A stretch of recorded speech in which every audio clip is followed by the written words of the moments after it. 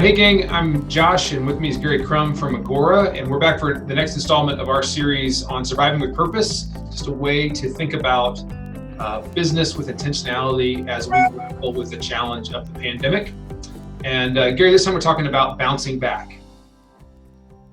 Yep, it's been a crazy day, Josh. I've been talking to a lot of companies. I think we want to throw a few thoughts out about this whole situation and what it looks like to bounce back successfully, because that's going to be the name of the game. The faster a company can bounce back, the better they can bounce back, the more appealing they are when they bounce back, the more success they're going to achieve in the short term here. Very good. And when you think about bouncing back, what you've thought of a couple different really simple tactical approaches or things to consider when you're a business thinking about bouncing back. And what are a couple of those things for businesses to have in mind? Yeah, I mean, by far, it's kind of like business 101, right? It's just sitting down and being creative and thinking. And so by far the most important thing is assessing your business. What has happened over the last month to 6 weeks, and where are you? And as we begin to talk now about coming out of these shutdown situations and stuff, where is your business? Where are your customers? Where's your customer base? What are they thinking? What do they need? What's happening with them? Where are your employees? Did you lay people off? Did you lay partially your staff off?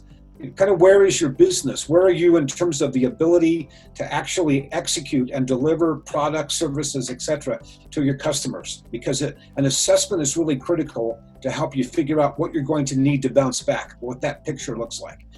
The second thing is understanding what you're really, really good at, what your strengths are, versus what your weaknesses are. Maybe it's time to take a pivot and jettison those weaknesses, get rid of the stuff that doesn't work very well, and just focus on those strengths, what you really do really, really well, what that looks like, and so on. So what we've been talking to a lot of people about, we've had a lot of conversations the last few weeks, is picture the end of the year. What does your business look like at the end of the year?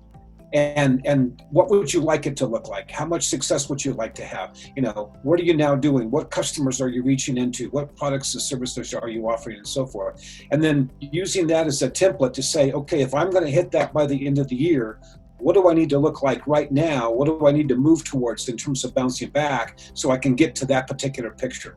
That's a good guide. That's a good step for being able to doing that without panicking about, maybe things are changing and you're going to have to do some pivoting and correction and so forth. So those are a few things. You get what I mean by that? Yeah. And it doesn't have to be some really difficult process. I mean, it could just be as simple as just sitting down with a notepad and just kind of sketching some of the stuff out, asking some key stakeholders, some customers, some clients, and just getting their feedback as to in that assessment piece. Yeah, I mean, we talk to our clients, as you know, a lot about a 100-day plan. Just what does the next 100 days look like?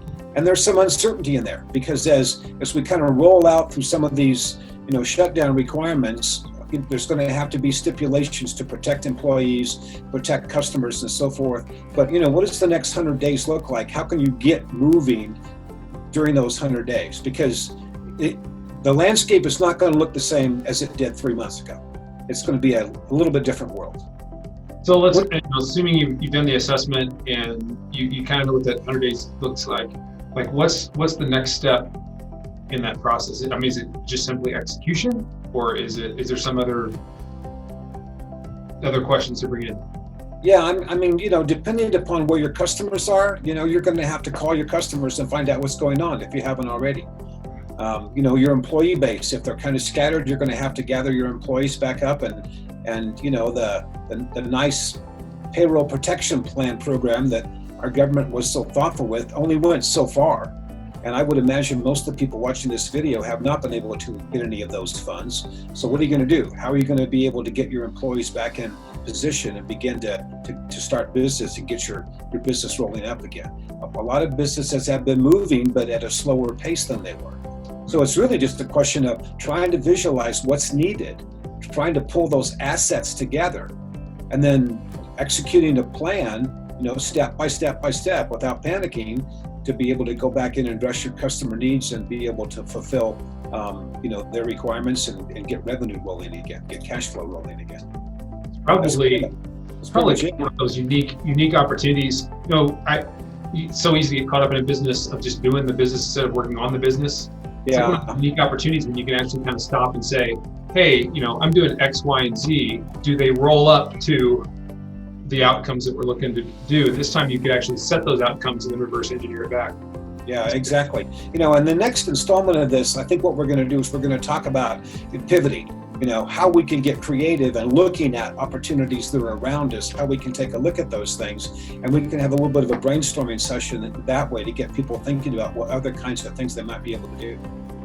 Excellent. So assessment, 100-day plan, picturing what the business should look like in that 100 days. Rock and roll. Rock and roll. Yeah, and we have a couple of business assessment tools on our website.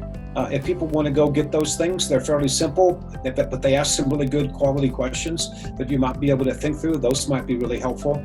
But it really, the most important thing is assessing your customers and what it is they need and how you're going to be able to position your business to provide those needs to your customer base to get your business rolling again. Excellent. Thanks, Gary. We'll look forward to the next installment. You bet, Josh. Take care, man.